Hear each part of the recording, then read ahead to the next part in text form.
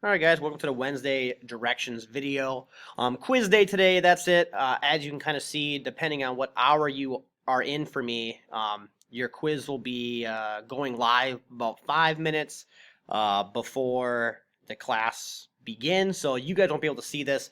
Just log in and make sure you're in Google Classroom during the time that needed to be. So like for third hour, um, class starts at 10:05, so it's scheduled to open at 10 o'clock. So at 10 o'clock, if you're a third hour, you'll be able to take the quiz then.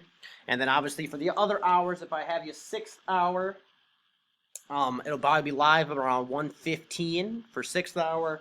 And then seventh hour will be live around like 2:10. So make sure you check back in at those times to take your quiz. Quiz is due at 3 o'clock today.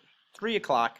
But besides that, have a good day. Once you're finished with the quiz, if you have no missing assignments, sit back and relax and kind of enjoy your day. If you have missing assignments, that would be a good time to get one or two done. All right, guys, good luck. Talk to you later.